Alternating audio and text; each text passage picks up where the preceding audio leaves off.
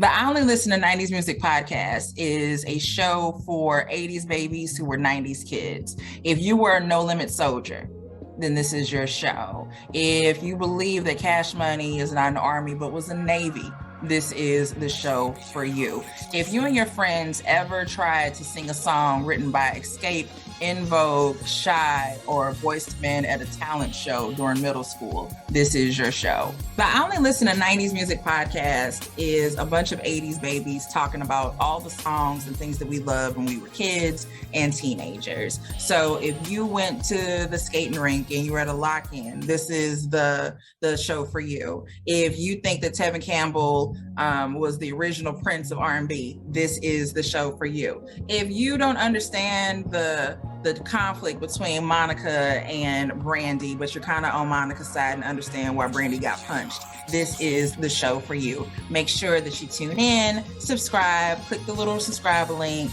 We're here. We're going to talk about all things 90s music. This is the show for you.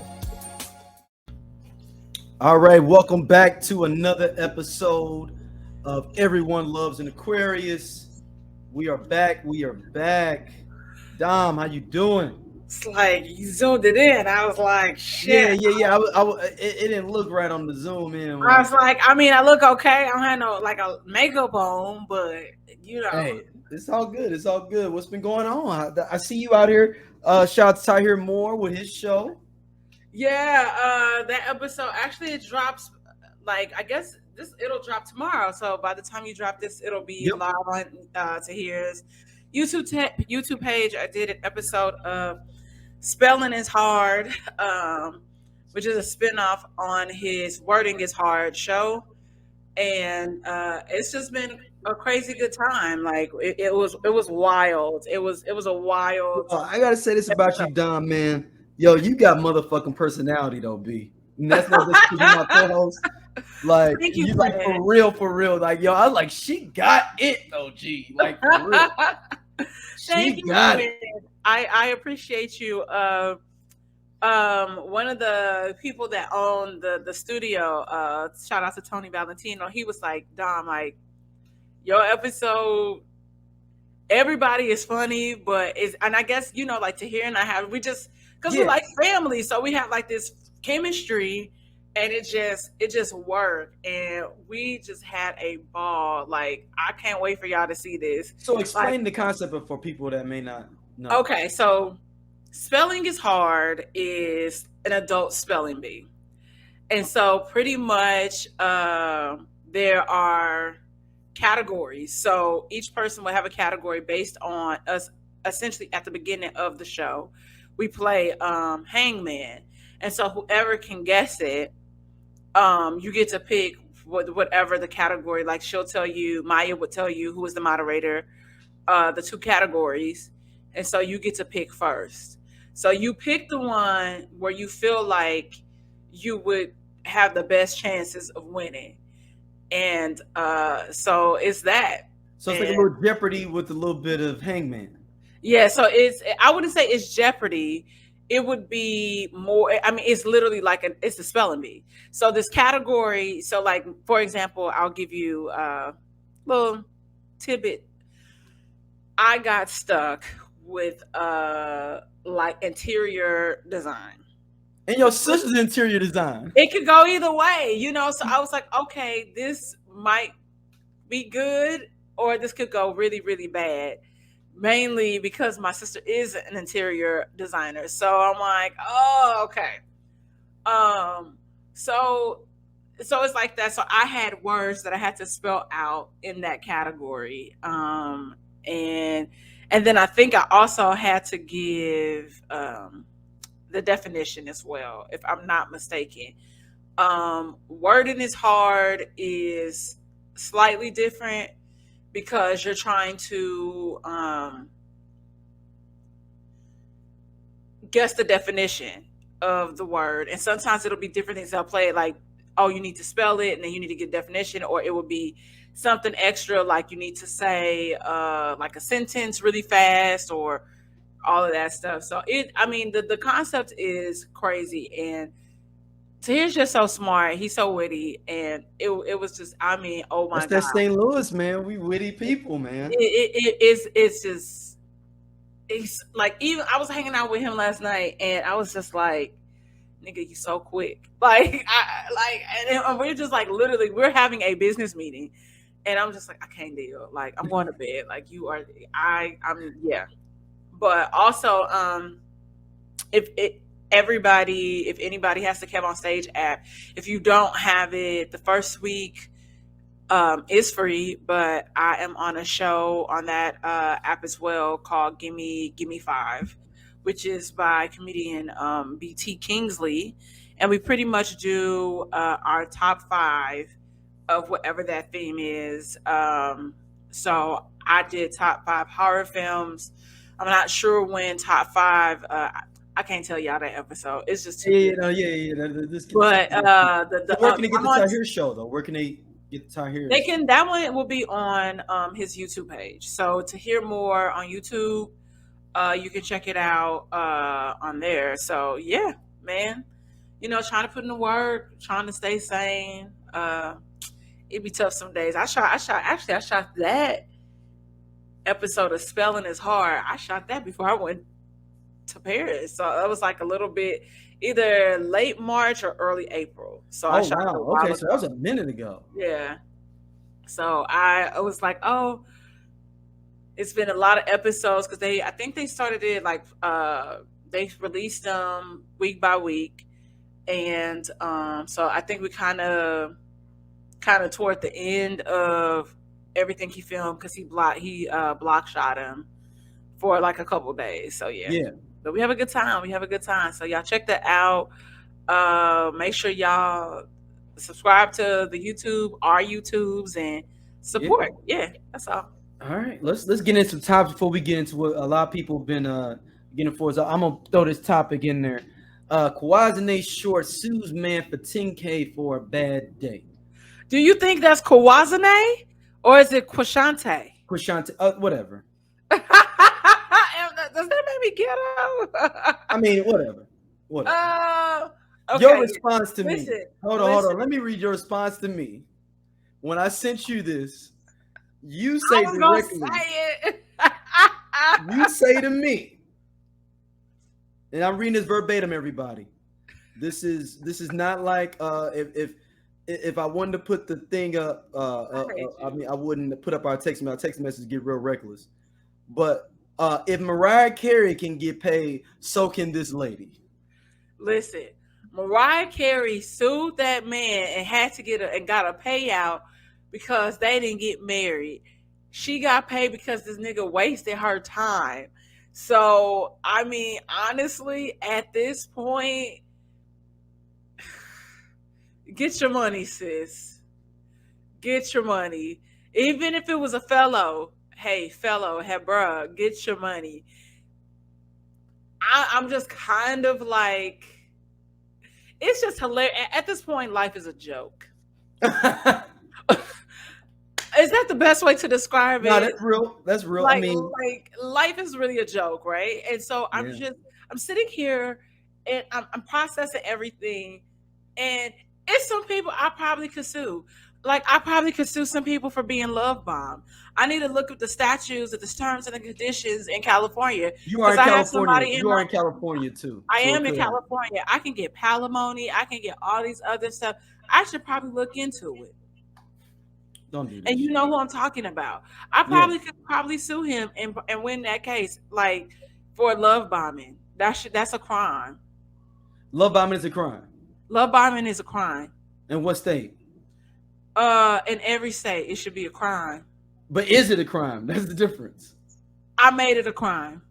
You sound like Qashontae when she went on there. If y'all have not saw this, let me see if I might. I was gonna ask you. Okay, so what are the details? Like, why is she suing him? Like, what happened on this day to make her like? Okay. So she went out with a brother, or she was supposed to go on a date. He claims that they just had a bad day. She claims he didn't show up. All right. And she claims because of her mother had just died a month before, or like a couple months before, and that was her mother's birthday, that he knew the pain and distress that him canceling a date would be on her. He claims that this was a bad date and they just parted ways. That's grounds for a lawsuit. No, it's not. This is not divorce. This is not divorce court or fucking Judge Faith Evans or not Judge Faith Evans. It's Faith Lattimore now. She's married to Kenny Lattimore. I thought he was gay. No, he's not gay. He's not gay. Oh, okay. Yeah. He sang better than Kim. So we're not gonna do this. Yes, we are. No, but we'll circle back to Kim. Yeah.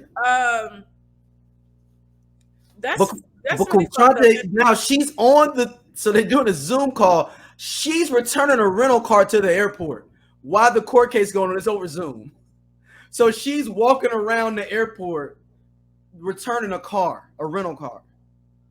So it's people walking around, all kind of stuff. You can't see her face for real. She's talking, and she proceeds to tell the judge he doesn't know the law. Oh, that case?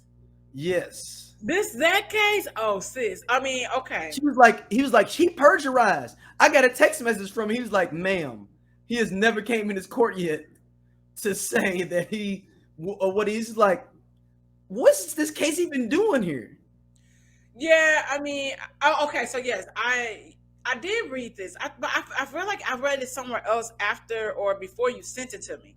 So, hold on, I'm gonna see if I can. And the guy and the attorney and the judge was telling her she didn't know like the law, and then she was telling him that she did know the law, and that he was pretty much trying to gaslight her on what was happening, and then they moved it it's going to go to a circuit court.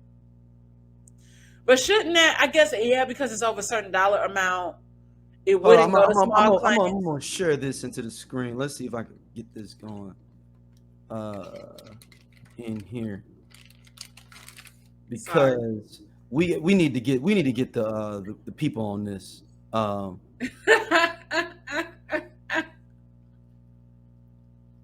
Hold on, yeah, we need to get the people on this.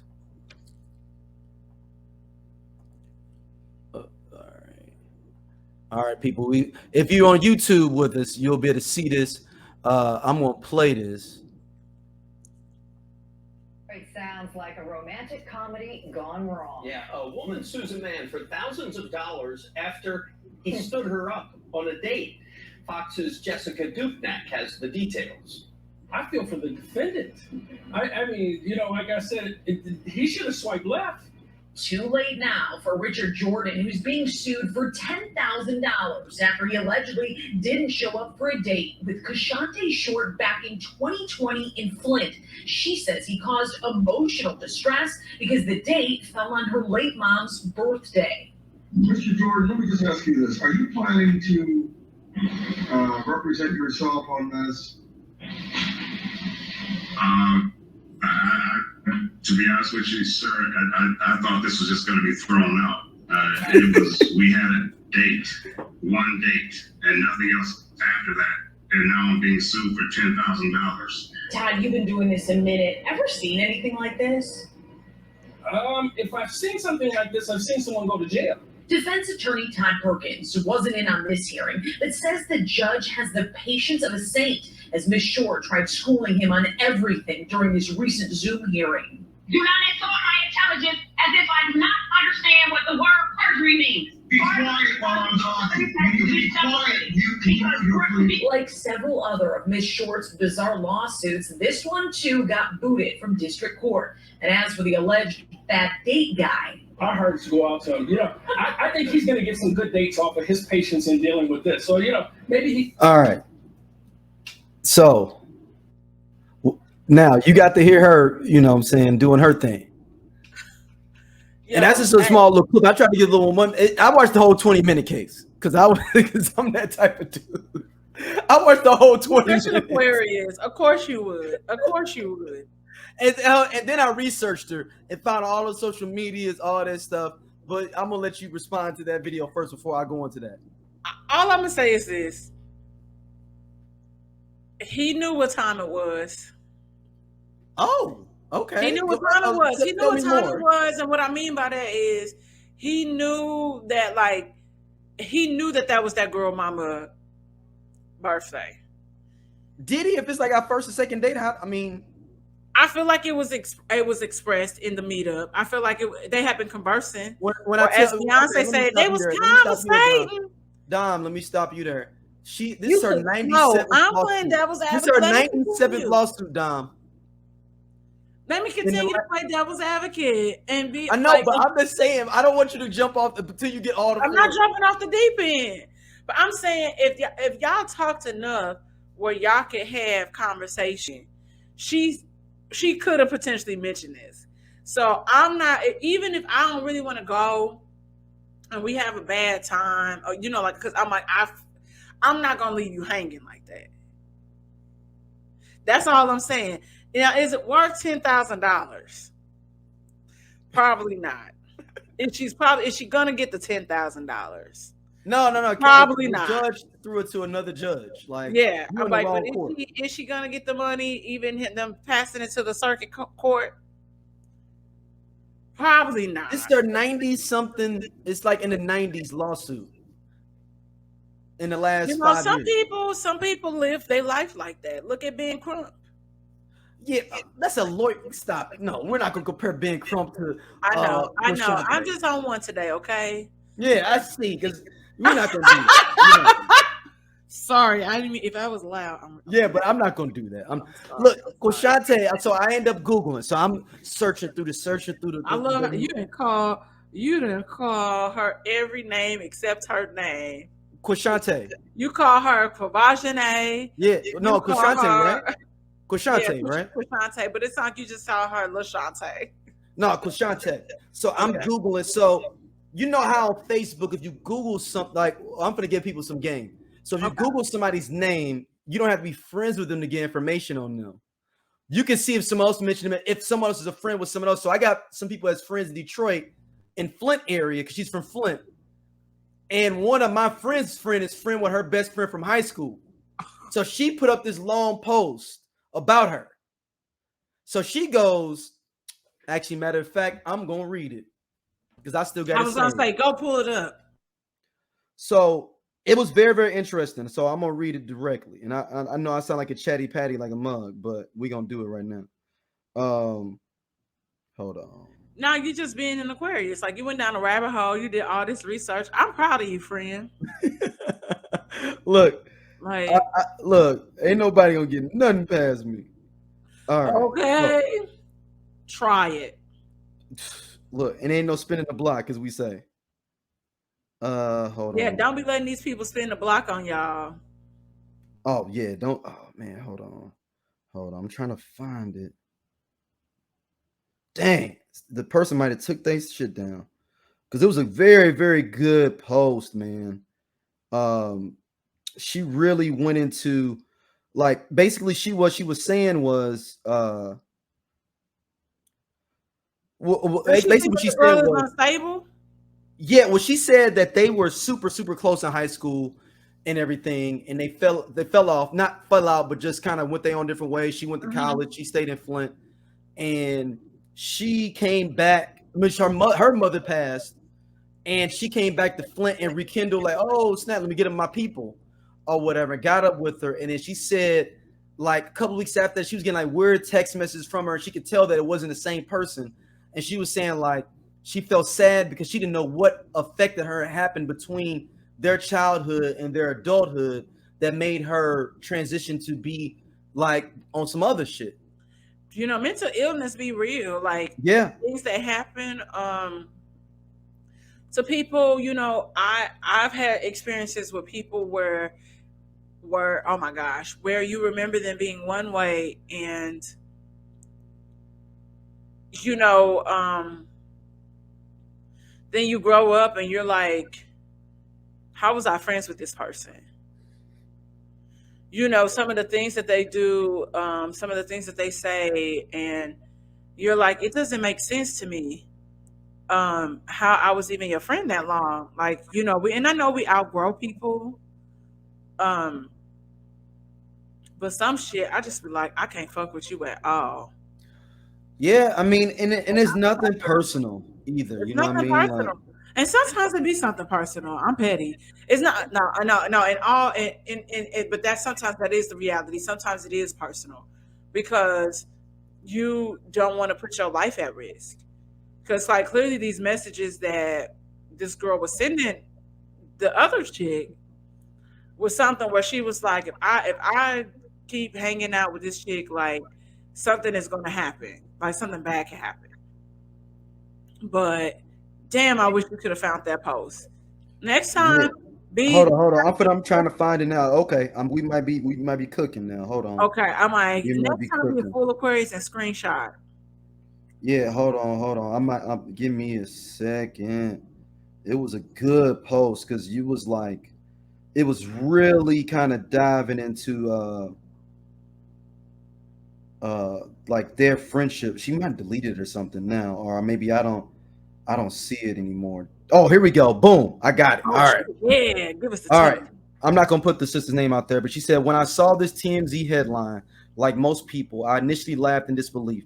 Who sues someone over a bad date? That's crazy. Yet when I clicked the headline and saw a familiar name, my laughter evaporated, and instead I started to wonder, what the hell happened? How does one feel justified in suing someone for emotional distress as a result of a date gone wrong? There's got to be more to the story. Qashontae Short was a good friend of mine in high school. We used to cruise the Flint streets, joyriding my mom's car. When we weren't plotting on how to link up with our crushes or attend parties in northwestern basketball games, we were gossiping and listening to Tupac inside our stomping grounds at Sunridge Apartments. When I reconnected with Shantae, what she calls it Shantae a few years back, it wasn't long after my mom passed. I was nostalgic and giddy to catch up with any of my day ones from Carmen Eisworth high school days. Sharing in the good times and bonding over similar loss and tragedy was refreshing, yet I noticed the next time we spoke, there was something very off-putting about the dialogue. The frustration and anger expressed when certain experiences and wrongs were shared. In that moment, I realized Shantae I knew was gone. This TMZ outburst has confirmed what I already felt that day. The smart, sassy Shantae I knew is not the argumentative, combative, seemingly crazy Shantae in this video. Trauma changes people. Who you think you know and who you thought you knew are not always one and the same. As ridiculous as this headline is, and as outlandish as this heated interaction is, I often wonder what changed, not just during the date, but in her life in general. Trauma changes people, and for that, I only have compassion. Yeah. That was nice. Yeah, no, and then I read that, and I went to her, like, she has like 2 IG pages, so I went to them because I ain't shit, and the comments were like real bad though, man. Like they was somehow her feet are dusty. Like, I mean, they were like going in on her, like on like random posts that she had, and it was like, damn, I don't agree with the random going in on people's posts unless you had somebody killed. You know what I'm saying? Like when somebody like you killed somebody or you had somebody killed or something like that, I'm cool with that. But just because you're in a bad moment, I don't like that you just regurgitating all your hurt and pain or whatever you feel vitriol toward this random person you don't know. You know, welcome to the world of celebrityism. Yeah. And her feet were dusty, no doubt. But I mean, I'm never gonna comment on somebody's dusty feet. Yeah, you know, we've talked about this so many times. I'm always so perplexed as to how people go in on other people's pages and find the time to do that, because I don't give a fuck that much. If I don't like somebody, I'm not going to go to their page, say, you know, and leave a comment. Now, if it's something that's like on, like, you know, maybe Baller Alert, I follow Baller Alert because I can handle Baller Alert where I can handle Shade Room. And somebody said something to me on a comment or something that I could leave. That's one thing, and I might not even argue with you for real. But that's just like how, you know, some comedian like made a post like, oh, I'll dig my grandma up and fuck her for like $100K or some bullshit. Just, you know, like just trying to get like that's how it's crazy. But the dude, so like whatever this page was, my cousin followed the page that was like that reposted it. The comedian went to my cousin page and sent her some voice notes. I'm like, all the comments are negative under this post, and you found the time. You said something retarded. We can't say the R word. Well, you said something crazy. Yeah. But you can't, like, that's just wild to me. Like, I don't see how people have that energy, but it's like you said, it now gives you different perspective on the situation because what her friend said. So now what do you feel? Yeah. Yeah, I mean, and it was ridiculous in Qashontae. It's funny to me. It's funny. It's a waste of our tax But dollars. then after you read her friend's post, right, you start thinking about what was their conversation where she was like, "Oh shit, like this is not." And then you look at like some of her posts. Like I was looking at some of her posts, and she was like, "People always mad and hating on a bad bitch." But then like at one above, they're like the post right after, like I guess it was on Facebook. So let's say chronologically it was after it. Yeah. He was like, dang, unemployment won't let me get my money from such and such and such. So it's like, you's a bad bitch that everybody hating on 2 days ago, but then you mad about unemployment and gave you your money and putting it on Facebook. Man. That's a bipolar person, though. That's somebody that's what I was going to say. She could be bipolar. That's schizophrenic. When it's all over the place with like a messaging and like, okay, well, then I'm not dealing with a regular situation where I can just laugh at. And sometimes it's weird how crazy and chaotic life can become, tricky and we think about different traumatic experiences that can happen, how we cope, how we move through it. I don't know if you are like an empath, like like a high empath, like you energy, all that stuff, like after dealing with certain people you feel drained or whatever, but like recently, a couple days ago, I found out that they are going to do a retrial for my cousin brother. Like we were close like that. It's a murder trial. He got killed in 2006 in Chicago. Was he from here? He was from St. Louis. Was he living there or was he just? Yeah, he was living there. He was living there. And so that was now almost 16 years ago in August. And so there was this whole thing, like there was like a whole thing into this retrial. Pretty much the person that they have in jail was maintaining their innocence. And they have somebody that's like, a part of like, how Kim Kardashian be trying to get innocent people out of jail. Innocence Project. Yeah. And so we just found out, and his daughter, they just found out like a couple weeks ago that this was happening. I won't shade my family for withholding information, but I'm shading because I think that's imperative information that we needed to know. And so like literally all these emotions came back, and you went back to like that feeling in that moment you got that call, you get a flashback, things that you compartmentalize. And his daughter was only like 10 when it happened. So her having to go to trial, go to this case for 2 weeks, hear the details about that. She didn't know any of that stuff. Oh, so his daughter is 26 now. Mm-hmm.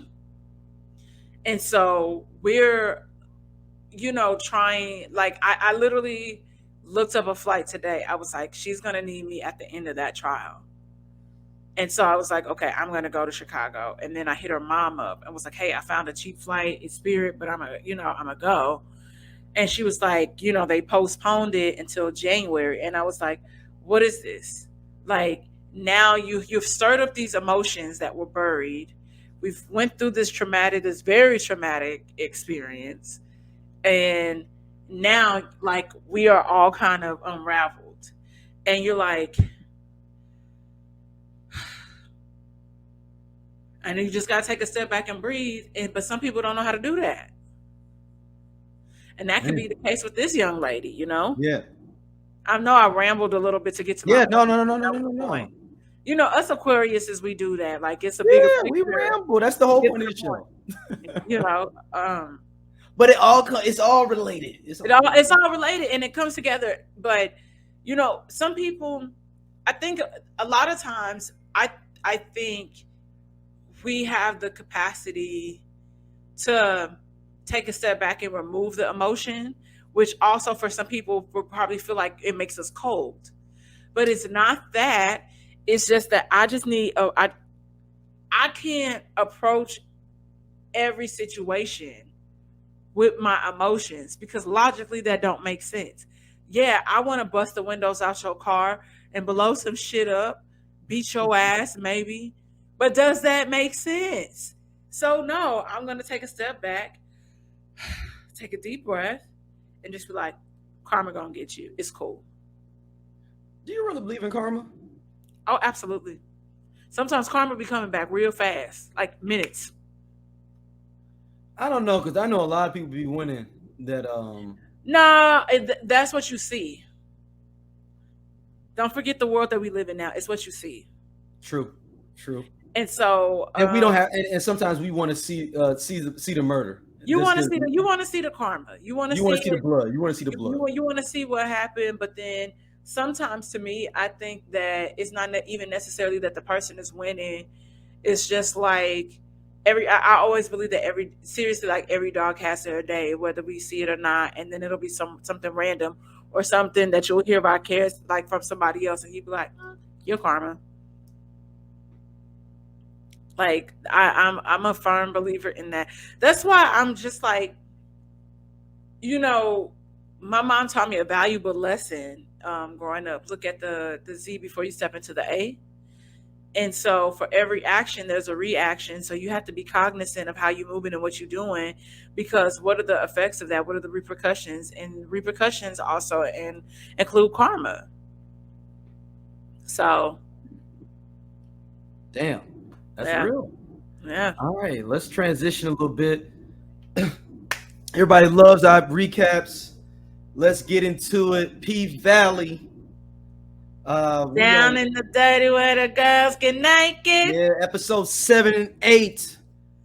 We got 2 left, right? 2 more left. We went 2 more left. A lot of people have been liking our review. A lot of comments about the last episode on the YouTube.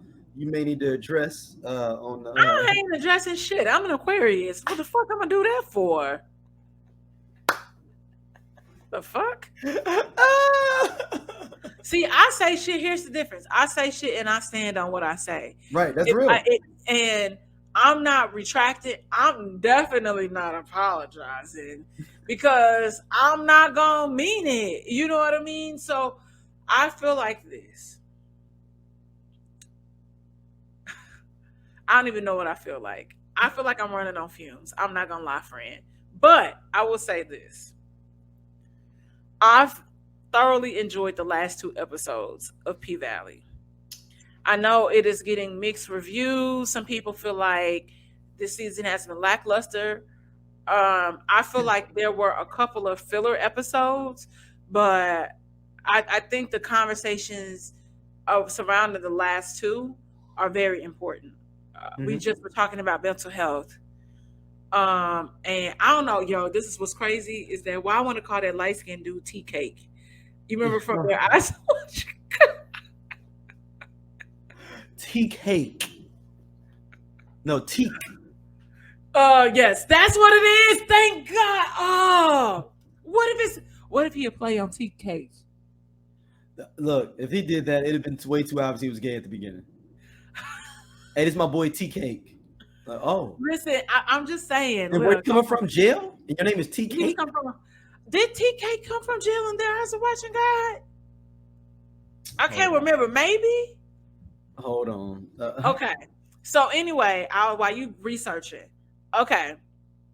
Because not only do we have this case which I mean kind of happens a lot. Man, it is. That's Michael Ealy's character. I thought it was Tea Cake. It is Tea Cake. Yeah, it is Tea Cake.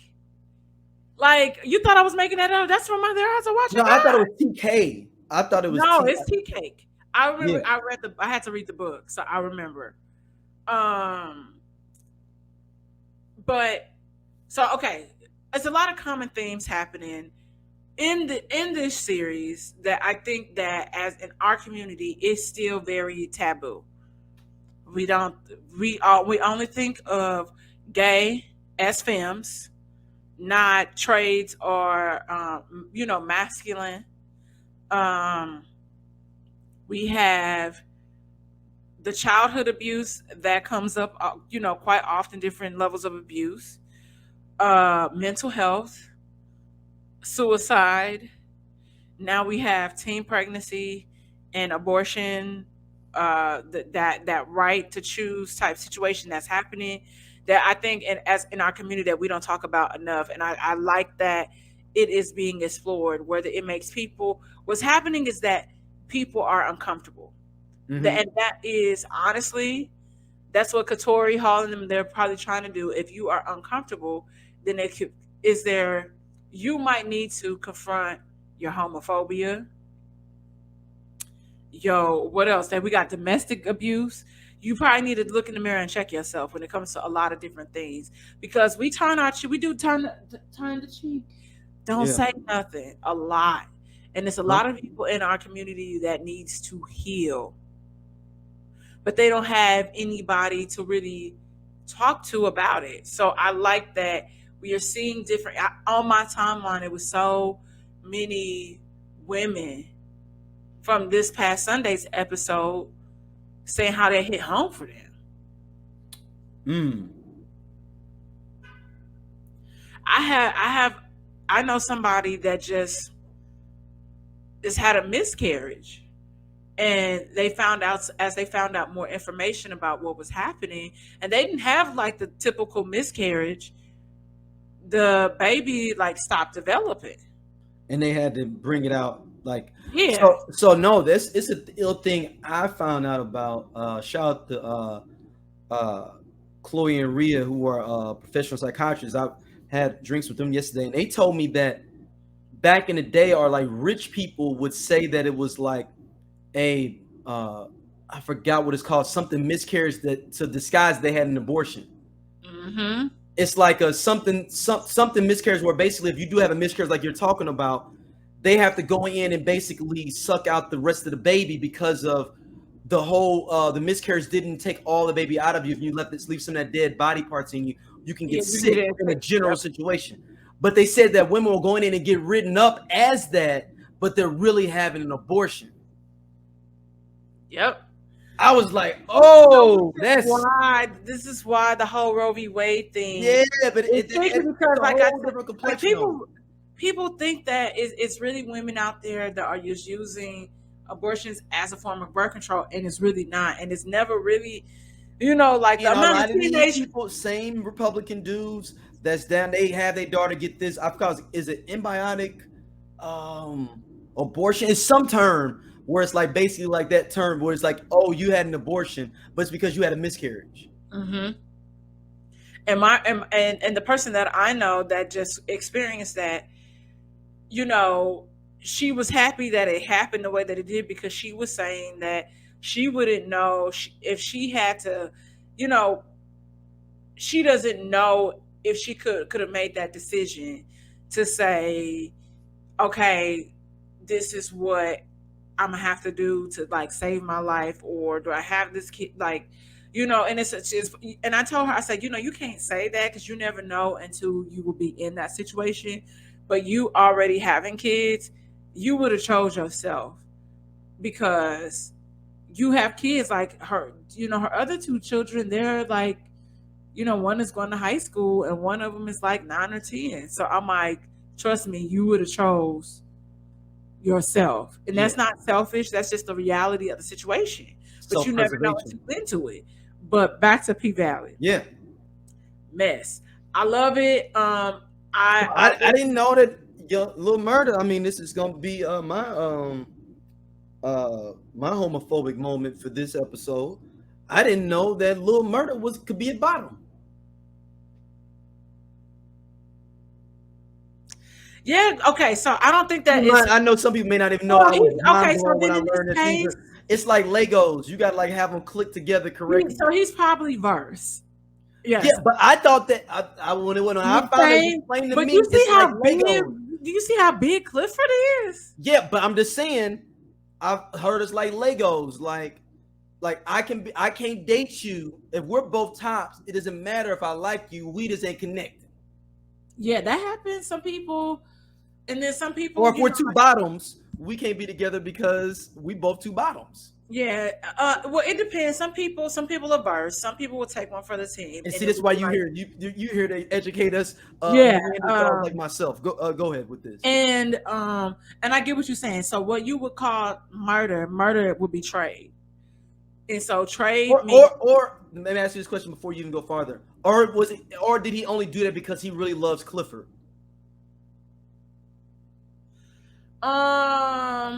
You'd be surprised a lot of people be bottoming. I know, but I'm just saying, did he do that maybe because that's not he is a top? No, I don't know. Like it could be, but you didn't get that vibe. I didn't get that vibe. Okay. I just feel okay. Like Continue with your explanation. That was a question I had. Like maybe he's to show him how much I love you. And that very well could be the answer. But trades be bottoming too. Because it's like, I'm just like, y'all didn't prep for this. You didn't prep for it. Like, did you ate all that soul food earlier today? There could be an accident waiting to happen. But yeah, okay. That's doing too much. Now, I thought Uncle Clifford was only a bottom. That was no, I never got bottom vibes from really Uncle Clifford. Never. No. See, this is the kind of stuff I don't know. I'm just like, okay. Yeah, because you're seeing him in what makeup and drag, right? Mm-hmm. But there's still very masculine parts to him. I agree. And I mean, he's got the full-on goatee. Yeah, he got the beard, the goatee. Yeah, but it's just something still about him that's just like that. I'm like, yeah, he ain't like. Look how big he is, and when I say big, I don't mean like, but he tall. He's a big guy. But there's still like though he's a good 6'3", 6'4". Yeah, and though he's femme, there's something about him that still gives me like how he commands the room. It's like very masculine to me. So I'm not surprised that homeboy bottom for him. But maybe that's not his thing, though, in general. But he really is. I mean, how he was acting, he didn't whereas Teak kind of like tensed up a little bit. Shit, Murder was like, slide that shit up in. I want to feel you. I want to, and because Clifford got that condom, he said, no, I want to feel you. And I don't think my mind went to, oh, he finna put a condom on Murder. He finna put, my mind didn't go there. You immediately thought it was going to be? Totally. I don't get, I'm telling you, but I'm not that's just what I picked up on. That's for me. That's how I felt. Like he was definitely he was gonna bottom for him. Damn. Now, interestingly enough, let's see if this come up next season, because I feel like they ain't gonna bring it up this season because it's too much happening. If there's a scare. That was what I was gonna ask you. I was like, do you think it's gonna be because he messed with Teak? Teak was in jail doing whatever. Does he got the package? I don't know. And I don't want them to do that though. I don't want them to do that because that'd be too cliche. It would be. So and I don't know. Automatically the gay guys automatically get AIDS. Okay. Yeah, and every gay person don't have AIDS. Just like right, but I'm saying all this other sex going on the show, but the two gay guys get and while we're here, just like monkeypox ain't a gay I'm like, why y'all trying to make that out to be an STI? That's the weirdest fucking thing.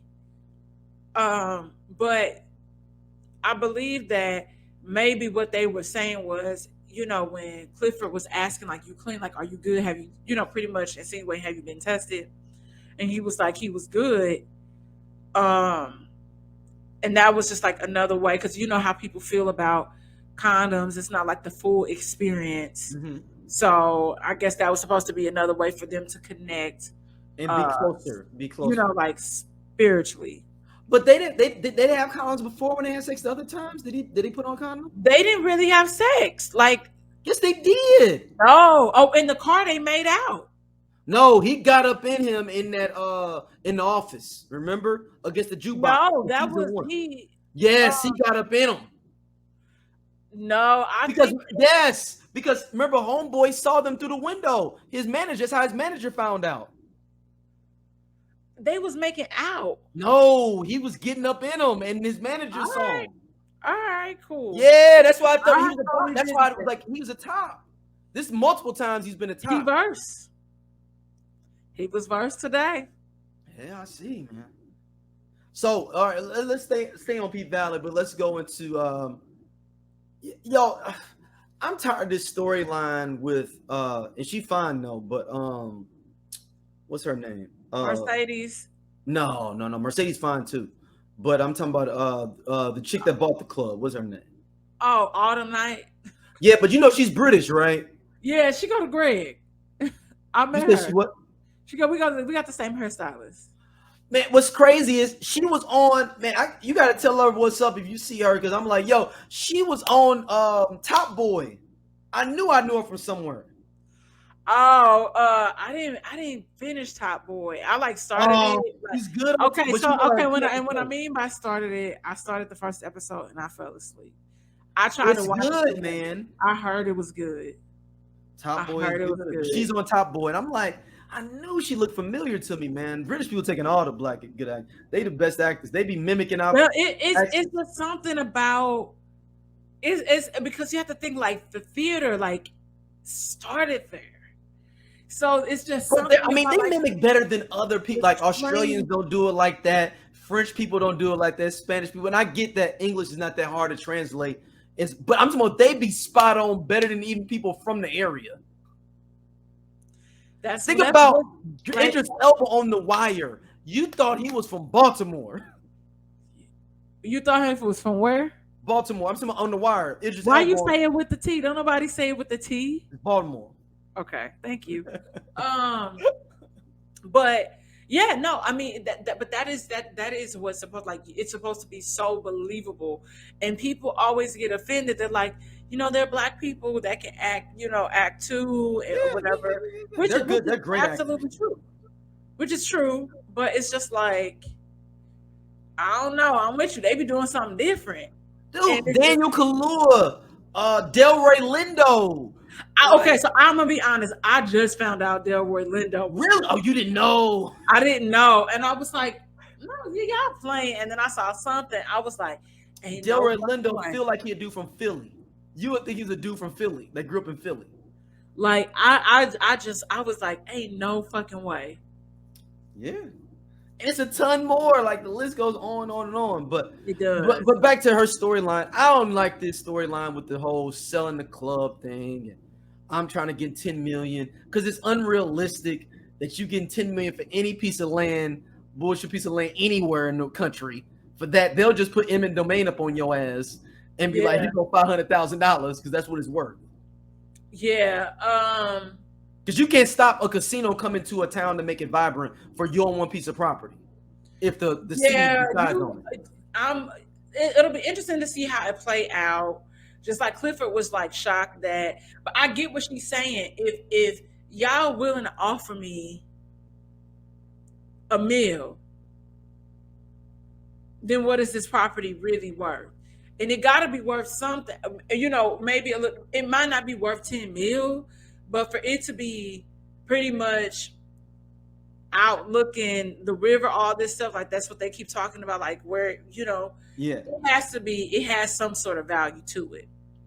Now, it's 10 million, I don't know. But if she was a man, trying to negotiate that, ain't nobody gonna question her. No, I'd still be like, man, please, child, please.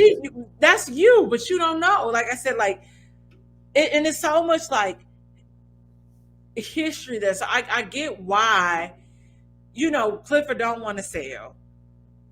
I get why, she was like, this could change both of our lives. So I see what she's trying to do, because you start high and like and then like work your way down. So will she get 10? Nah, probably not. Get But 5. Probably get 5. And then she give Clifford, like a percentage of it and keep it moving. But they could always build another Pink. No, that's the whole thing. I think they should. Like, my whole idea is that it'd be dope if they can't sell it or something happens and another Pink opens across the street, like Nappy Cuts on Barbershop. Yeah. Where like a new updated strip club opens up across the street. Kind of when the Pink Slip had a Bottoms Up open across the street. Yeah. Something is y'all know what I mean when Bottoms Up opened across the street for the Pink Slip. It was like, ooh, new shiny. Like better strippers. Yeah. So you go get your chicken from Pink Slip though. Oh, for sure. Oh, yeah. I can. That's the one thing I want to. I'm like, I just want the chicken. But I agree. It's either that or something that, like you said, something that's going to stall it.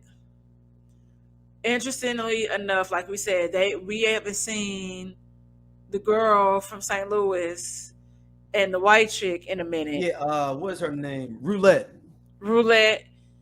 and the Snow Bunny. We haven't seen them in a couple of episodes, so it'll be interesting because keeping it right here that they, had did a stripper party somewhere. Right, and it wasn't at the Pink. It was somewhere else. Somewhere else. They was moonlighting, as they call it. Yeah, so something that will probably come back up in like the last episode, maybe. So it'll be interesting to see how that. What if they on some dirty stuff, like setting themselves up to open another club, like on them? That could happen. Like we already doing a strip club in another, like a private joint. We can open up a joint ourselves. I don't know. I think Clifford gonna find out what happened. Rule number 852: no fucking dick in the Pink. So it wasn't in the Pink. Then somebody be like, it wasn't in the Pink. But no, Roulette. I know she did that one time, but I'm talking about I only did it one time there. Yeah. So I was just like, so that'll probably come back into play. But then I was also thinking about what else? I was thinking about like how fucked up Mercedes' mom's is for real. Yeah, we got a lot of a backstory. This like episode, and I can appreciate that. That's what I was saying. Like her mama was hella fucked up, but that always happened. And I get it. Like every sinner, every saint has a, was a sinner. Has a past, and every sinner has a future. Yeah, whatever the fuck it is. But this is different though. Like, she's still a sinner. She's still a sinner. She is all about ill-gotten gain. How she, did Mercedes and she stole her money. Straight up stole her money. Yeah. Stole her money. Ooh, excuse me. And her property. It's just, and it was interesting because I felt like in that moment where they were in the hotel room and the commercial comes on, that the daughter felt in that moment what probably Mercedes had been feeling for a long time. And that's why she was like, you can't let it get to you. You can't pay attention to it because it's just noise. Yeah. And, and I felt like she was like, okay, so this person hasn't always treated you right. This person has manipulated you. Just as done. But just like how she was like telling her, go work your magic so the dude could pay for the meal. Yeah. But then you get mad that she got a condom in her purse. That made no sense. And I was like, well, what was her magic? Like, do what you mean? Like, just flirt, or do you mean? And this kid, she was a high school girl. She was trying to get her to flirt with a grown ass man, and she was in high school. Pimping her daughter out. Makes you feel like how some of these people did with R. Kelly and their kids. Yep. And as bad as R. Kelly, is a terrible human being, a lot of these parents should be going to jail too. I agree. A lot of the parents should be going to jail. You know, it's one thing. Oh, you know, he promised my kid that they would have this career, but like a lot of people, they knew what this nigga was doing, so it ain't no excuse, and they should be in the jail as well. So for these last 2 episodes, what are your predictions? Is Mississippi, is Keyshawn gonna leave? Is she gonna shoot? She gave homegirl, you know, Autumn gave her the gun, a phone, a burner phone. Yeah. Which leads me to believe like they could be setting it up for that. But at this point, you kind of, you know, and it sucks because he kind of, homeboy come for money, so it ain't like she really can go to the cops. Right. So this game, like you can't run away. Like regardless of them, his family not messing with him, they still gonna be wanting to know who murdered their son. Yeah, and I would, so it would be that. Maybe, you know, we know she tried to flee. Maybe it'll be one night she, maybe call Autumn, come get me. This is, you know, like he ain't here. Come get me and my kids. And they go, you know, hide out. But like you said, like, I feel like something gonna happen. She, you know, might end up back at the Pink. Even if she hiding out. Hiding out the Pink and then stripping on Tuesdays and Fridays.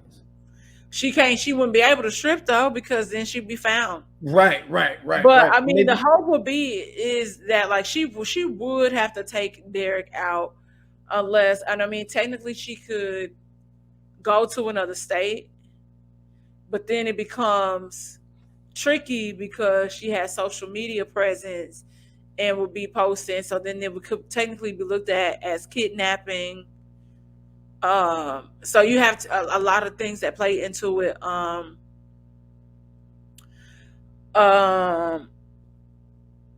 Homeboy that's running for mayor, I feel like because a lot of people are discounting him, I feel like he'll probably end up some kind of way, maybe getting elected, maybe not. Or yo, Mercedes' mom gonna win mayor, yo. And she's gonna hate on you know what? You're right. She's gonna hate on the casino. She's the one that's gonna hate on the casino. Yeah, that's what I'm saying. That's gonna block it. Something gonna happen. I don't know. And then season 3, she gonna get jammed up for something she did that was illegal with Mercedes on some like pushing her daughter to do some shit. Like it's gonna be the scandal they find out about in season 3 because Mercedes drops and then it opens up the money for everybody. Yeah. And then like, okay, so does Mercedes give her daughter Terica back to the stepmom? No, I don't think so. Yeah. Because other mama what might happen since homegirl an alcoholic, drink herself to death. Yeah. That's what I was thinking. And she'll come into the custody. But okay, so did the girl daddy die too? He died. Yeah, he's dead. Okay. That I just wasn't sure because they don't never really touch on it. But that's what would happen. And how did the stepmama become like that? Because I feel like if we just popped into this scene, like we knew that she was there, they had money, and then okay, so here we are. Then Mercedes will kind of probably come into some money because because the money from her daughter has to transfer from the death of the father and mother has to transfer to the new guardian, which is her. Mm-hmm. And she gets the crib, she gets all that good stuff. Yep. Just an idea. So yeah, let's go back to Mercedes though for a second. Her in a relationship with old girl with the Mr. Biggs' wife. Okay. That was in episode 7, right? Yes, where they hook up and they was getting into it, having a little bit more fun without him. Yes. He was. But you would think that he wouldn't trip, but the ego is a motherfucker, boy. The ego is a motherfucker. I'm like, boy, if you don't enjoy this, I'd have been like, shit, let me give me a black. And like the fact that, like the wife was saying that you can't renege, like you got to pay her. That was the contractual agreement. And then how she walked out, I feel like he was probably still gonna have to pay her because she could turn around and sue him. Yeah. But she messed up her, but she gonna get that bread for that 1 month, but she ain't gonna get the bread continuously like she needs it though. That's the problem. Yeah. That's what she said. You can't fuck up my money. Yeah. So who knows what will even happen with that? Like, would that be something that comes back around? But I just was thinking about the situation with the daughter, and Shell had been eating, just drinking. So I could see that kind of happening. And then I need my boy to come back. That was her little dude before. Yeah, the one my dude. boy is on Brothers now. Yeah. I don't know, man. He on house arrest. Thomas Jones.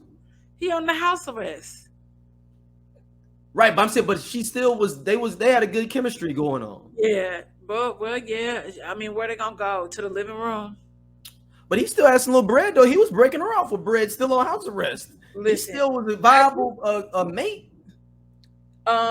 True, but I believe that he got another TV show. He's on the brother, not brother. Yeah, so they probably wrote that character out, or it might pop back up. You know, he might pop back up as somebody else. Yeah. But yeah, I'll be interested to see. And then now we have, you know, Clifford, like you said, will probably come into. Or no, that wasn't you. That's my homeboy. We was talking about it. Clifford probably also come into some money because of, you know, the grandmother. Yeah, Loretta. So he might be able to buy her out. Wow. But depending on what her policy was and what she had. What if he buy her out? Then she puts up nappy cuts across the street. I don't know. Like it make her maybe that could be, or she opens something else or do something. But then something will happen where, like, I know Mercedes want to quit, but something gonna happen because, like, she quit all the time, but I know she hasn't been back because of the situation with her arm. But something will happen. Her and Mississippi will probably end up back at the Pink. Yeah, it's gotta happen. You gotta come back to the main spot. Yeah, you gotta come back to the Pink because that's where it all started. All right, next up, your best friend, your favorite person. As you see in the ticker there. Let me go ahead and share my screen here for everybody can see this. All our YouTube. If you're not listening to us on YouTube, make sure you go to YouTube, SOLC Network, so you can see us as we play certain clips and certain things. Those we expanding. So this is your favorite person right here, right, Don? We go to a place where, like, you walk in, everybody just gets naked. I didn't know if you knew. Okay, yeah. So we go to the nudist colony, and you know we just kind of go around. You got to shave everything and show out, and especially when you shave your shit, it looks big because you gain inches from no hair. Just want to be clear. Young, he's hanging out, y'all fucking these people. No, they're swimmers there. But you set the precedent. I get that. I don't know why you're not listening. What do you, y'all? So y'all get that? It's kind of the question, but we don't get down, but we just like to be around naked people together. You see what I'm doing, bro? That's awesome conversation. Yeah. See, we just like to be around naked people. The one thing that gets me.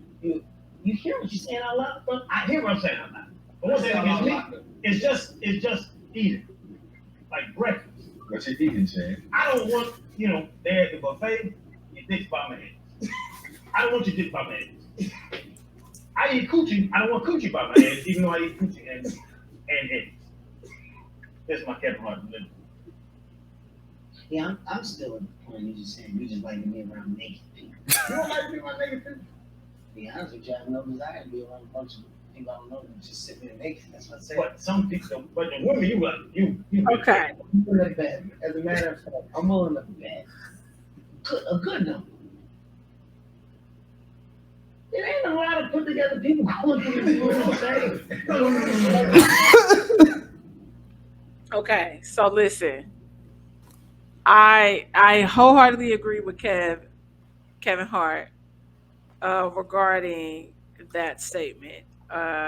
Those people that indulge in those places a lot of times, sometimes don't have the best bodies. I appreciate the confidence. No shade, I'm not body shaming, but also, you're telling me you are going to a nudist resort, and I get it. Some people are voyeurs. I mean, now this nudist resort is a hedonism because hedonism, like that Jamaican shit and all that. Yeah, that's I think maybe about that's probably one of them. Yes, that's probably where he is going. But or hedonism too, right? Isn't it like I don't know what they got a couple. They got a couple. But I feel like, yes, you could potentially go. There's some people that just watch. There's some things that, sometimes nothing is happening.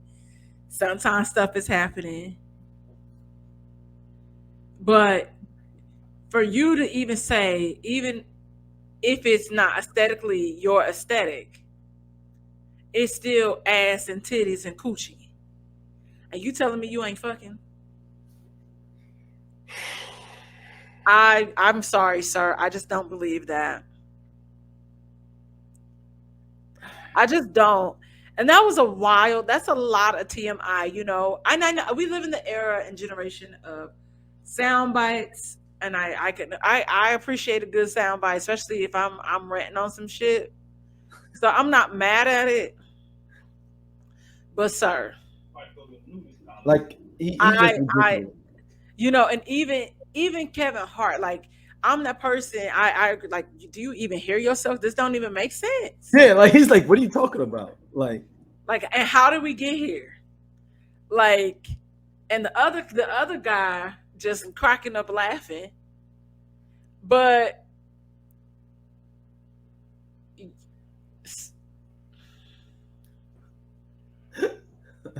yeah, it'd be swingers there.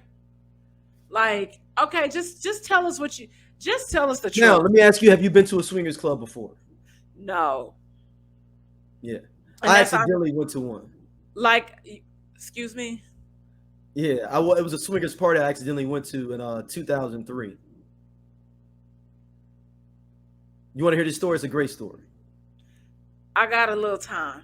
All right. The story time with D. Everybody knows my stories are crazy. So it's me, my boy John. He's a fireman, and his now he's like a captain of fire department in Atlanta. This is in Atlanta, so you already noticed how this shit went left already. I said the city, you already know how it's going left.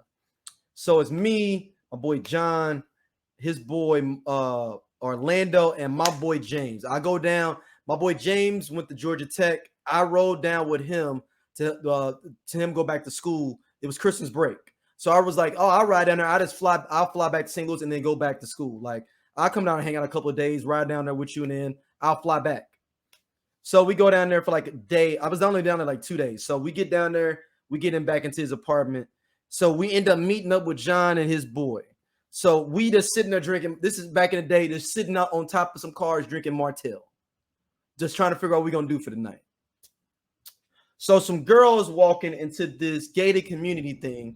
And we like, dang, they bad. Where y'all going? Are we going to this party? Like, can we come? They like, sure. So we just following them, talking to them or whatever. It's like maybe 4 or 5 girls, 2 guys.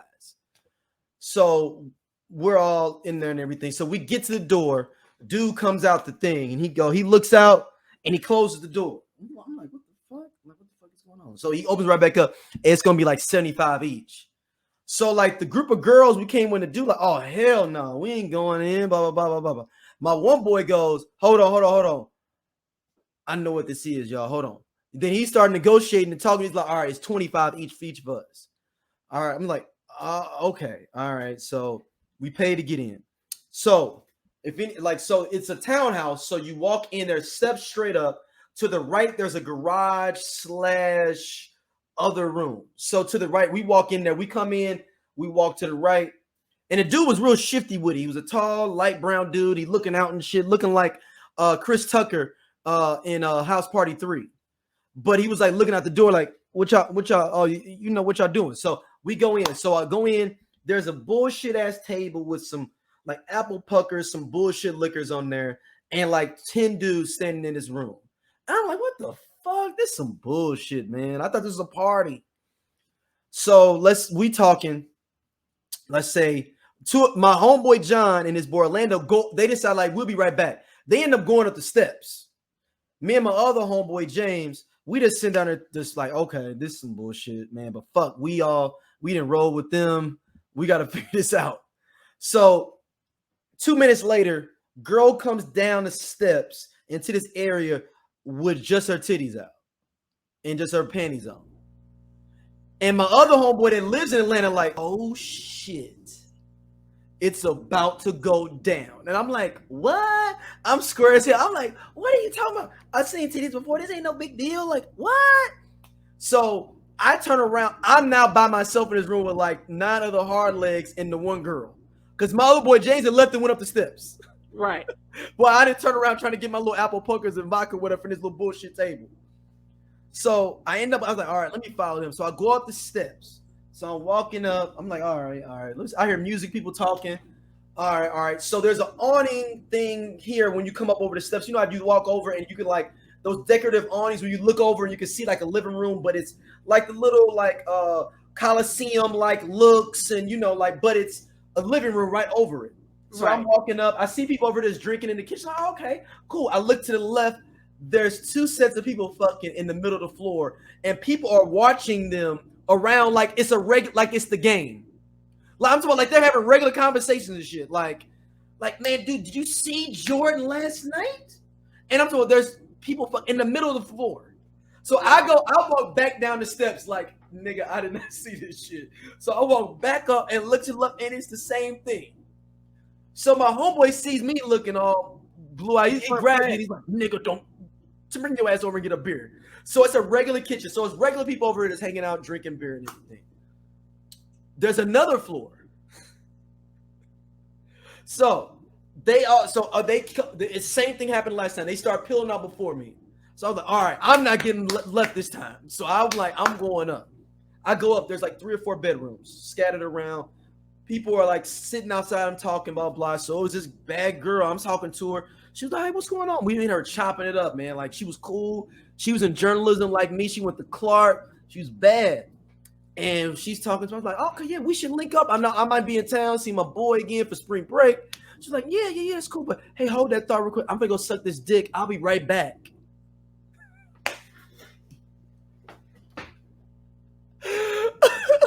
I'm only 22 years old. Like, so I'm like, okay. And she's like, I'll be right back though. Don't worry. You're cute. I'll be right back. And I'm like, you think I'm gonna talk to you with dick on your breath? That part. So one of my other homeboys comes out one of the rooms. He's like, yo, B, check it out. Hey, you got that $200 you got on you still from that you had earlier? And I was like, yeah. He was like, hey, give it to me. If I lose your $200, I'll double you up and give you 4. I was like, dude, what are you doing? He's like, just give me the $200. If I lose it, I'll double it up with 4. So he's in there because it's prostitution going on the top floor. Just and people haven't figured out what's going on. Right. He's trying to finagle the situation with the girl to try to get a little bit, but not pay, I believe, in the room. He comes out with my $200. Like, man, she was bullshit, man. And that's the story of how I went to a swingers party on accident. Wow, I was not expecting that.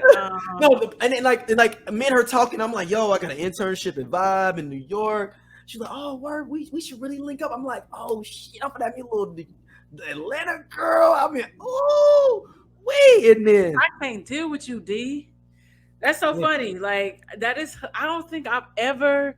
Where I like to go. Like I like to, like I'm into voyeurism and stuff. Like I would like to go. I know there's stuff that be happening like low key on the low.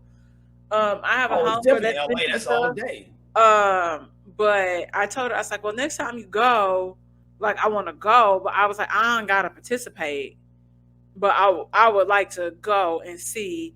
But like one of the podcasts I listen to, like it's called Cocktails and Dirty Discussions, and one of the girls had been to one. She was talking about like what it was like because the girl from I think Horrible Decisions had taken her. Okay. So she kind of like talks about like what that was like and whatnot. So it seemed cool. Like we always see, like I think about what was the one that not Vanilla Sky. What was the other one that motherfucking Tom Cruise in the Tomorrow Eyes Wide Shut. Yeah. I'm like, is it like that? But it's probably no. I've heard. I mean, like I've heard about a lot of different. I heard a lot. Like I heard the majority of them be a lot of like unattractive people. Oh, always. Like, and that's maybe the shitty. But like, this one was like a cool one though. Like, but this was kind of a whole house / whatever was going on. So you know, it is whatever. Not a whole house. Yeah. You are a mess. I can't. That's hilarious. And one day I do want her. I hope that she ever hears this story, and I keep talking about it, and she'll hit me up and be like, "You still want to talk?" You left. Why'd you leave? I told you I was gonna be right back. Bitch, I ain't want to smell dick on your breath. I'm done with you. Like, I can't. All right, our last topic. Dvsn. If I get caught cheating. Yes. So Dvsn kind of released this trailer, and it was more like, you know. I would play it, but we'll get caught for copyright. You can only play 10 seconds. You know that. You can only play 10 seconds. Yeah, but it's like it's too much like to be able to, you gotta hear it to get I would say it says if I get caught cheating, that don't mean I don't love you. That is like the intro to the chorus. So with that said, so he kind of had like, what do you call it? Like you go and it's not like a test, like a focus group. So in this focus group, everybody has on headphones and they listen to the song and they're talking about how they feel, you know, as women, as men. Some people are saying they're triggered. Some people are like, oh, this is a vibe, blah, blah, blah, blah. But in this focus group, you don't get to hear the snippet. So then when it comes out, it is like a fuckboy anthem. And to me, like being a fan of Dvsn, when you search him, you have to type in, it looks like it's Dvsn. And so when you search his music, that's how it will come up. And how is it spelled again? Dvsn. Okay. So it's Dvsn. There we go, people. I added it to the ticker. And so you will he has really great music. So for me, this is a mediocre song for him. But it's like also it's like, man, y'all love talking about this life that a lot of y'all don't be living. That's why they like it. That's why we like it. And or y'all talk so damn much. Why? I agree with that part. I agree with that 100%. Like, do you, boo? As the great stretch from Naughty by Nature said, I do my dirt all by my lonely. Yeah, like we don't. Why do we have to, you know, hear about every fucking thing? I think, unfortunately, for relationships and whatever you want to call it, situationships as we know it, is just going to continuously go downhill. You know, nobody love themselves. Nobody sure what they want. It's like everybody got options, but when do you really have options? You know, people don't know how to treat other people and talk to other people and how to communicate. And this, to me, like I said, it's funny. Now, do I enjoy definitely, it's like a course of men, or unless it's his voice layer, which it could be, singing the chorus. That's freaking hilarious to me. And the moment that it dropped and when I heard it, I like literally laughed the whole time. I was just like, niggas. Like, we ain't gonna it's just funny. It's just funny to me. But I mean, like, I like the hook. But stop telling your business. Stop telling your business. We know, like y'all say this all the time. We know it don't mean that you don't love somebody. It's just like you was horny. You need to get it off. You was listening at somebody. We know. Because it's the same old sad love song that y'all always sing. But the moment a bitch want to walk away, you on your hands and knees pleading. I just be over it.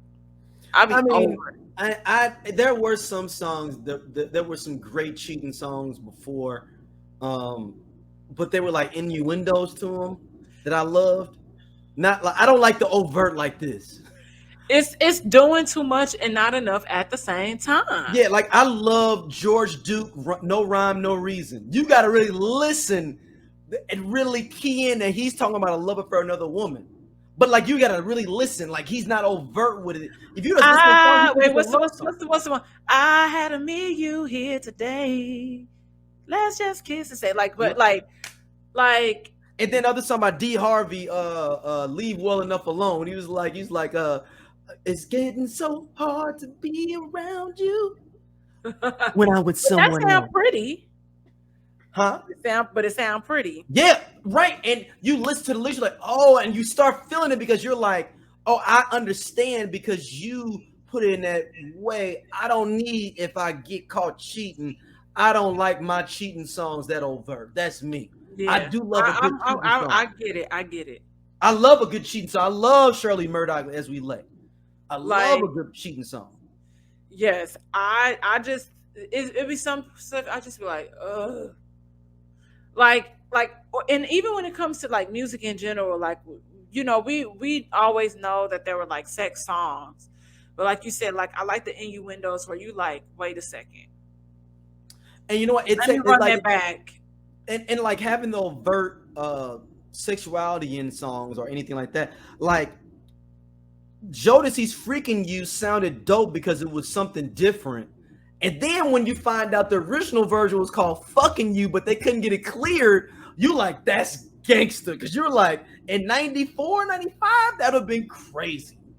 But now they don't mean shit. Like, it's not pushing the limit. It's not, it's really not. And I think that's why people always say that they miss R&B from the 90s.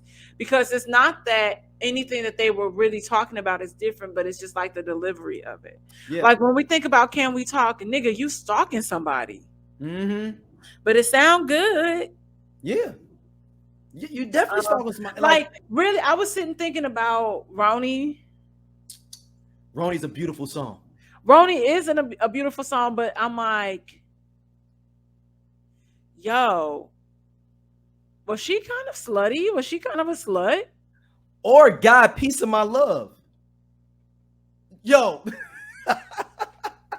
you can have a piece of my love. It's waiting for you. And then in the song, he was like, it's better than what you got now. Having a piece of my love is better than the love you can get from somebody else. Creativity. So that I think that's why people gravitate to like certain artists like Lucky Day. Because I like the lyricism. I love Lucky Day. Lucky Day. I want to read God Piece of My Love lyrics. You can call me. I will answer. It says you can have me, baby. You can have all of me, because I'm not totally free. I can't tell you everything that's going on. There's a few things in my past that should not be explained. Look, I'm asking you, baby, be with me for a little while. You can have a piece. Please hush. No questions asked.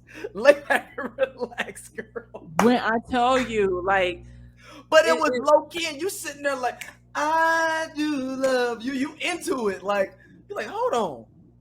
He's like straight telling this girl, you shut the fuck up. We gonna fuck. You gonna have a good time, and you gonna go home and not say nothing when my girl come home. Yep. But I mean, everybody act like they cheating, but people ain't cheating as much as they want to act like they are either. Baby. They want to though. I'm not saying they. I'm saying there's a difference between want and they do, if that makes sense. No, you don't got enough money to be cheating, fellas. Or it's like be upfront about what you're trying to like do. Like I feel like a lot of people they get where they go wrong is because they're not honest with their intentions and say what it is because it's some thrill behind manipulating. They love selling dreams, Dom. They love like selling it's dreams. Fucking weird to me, bro. And I just be like, fuck all y'all. It's love selling dreams. They love being. I know we talked about kills earlier. They love being the Pied Piper. Yeah. They love it. It's something about the manipulation that people love. It really, and it's bizarre to me. And I tell men, you know, all the time when I have certain conversations with people, like I do got homeboys that keep it a bug. But like a lot of niggas, like y'all say one thing and y'all just be out here just like y'all don't even know what the fuck y'all want. So I'm like, leave motherfuckers alone. And like, don't be using somebody else to try to figure your life out.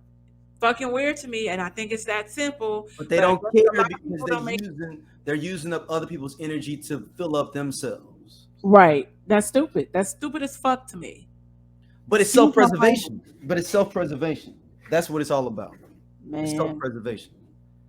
All right, we're gonna wrap it up, Dom. Let everybody know what they can hit you up at. St. Angeles on Instagram and I was gonna say everywhere. No, that's not true. Instagram, and I also have the Whiskey Sour podcast. Please be sure to like, subscribe, and share, and check out the other the show tomorrow on YouTube. Another episode of Give Me Five will be rolling out soon. I got candles for y'all. Saint, that's SAINT-Angeles.com/candles. And also, you into jewelry, I have a 30% off code. It's St. Angeles together at Slide Jewels, and you get 30% off your first purchase. Slide, and they got Slide Jewels for everybody. Slide SLIDEJEWELS.com. And 30% off, you can beat that. Yeah, 30% off. Can't beat it. And they have stuff that's like, moderately, reasonably priced. And I love the aesthetic. Like, it's like my aesthetic. I have been trying to get into accessories and all that stuff more. So use my code, man. Like, and shop. Yeah, make sure y'all stay locked in with us. Subscribe to SOLC Network on YouTube, on all platforms, Spotify, Google Play, iTunes, everywhere we can get podcasts at. If you want to see us, come to YouTube, put in SOC Network. That's the best way to see it. What'd you say? Best way to see it, because you get to see it. Yeah, you need to see the videos. You got to see me tell the story about the visuals of what I'm talking about with the time I went to a whole house / swingers party. I went to a whole house. Yeah, and quiet as kept. No, that's not my last time in Atlanta. I went to Atlanta a year after, but I haven't been to Atlanta in like 18 years. I ain't never really been to Atlanta. I've had layovers there, but to go out and kick it, hell no. It's not really my scene, but like everybody keeps saying, oh, you have to experience it once. But I'm like, well, once COVID and things, because them niggas didn't know what COVID was, but then we confused about how y'all got sick. I'm like, well, you didn't sit down, so whatever. So once things kind of cool off, I'm gonna do a tour to Atlanta. Yeah, I gotta get back to ATL and see some of my people down there and stuff and fuck around, but we'll see though. Yeah. But man, thank y'all for listening as always. We will be back. We'll be back next two episodes of P Valley, the finale, and we'll have more to talk about as always. Peace.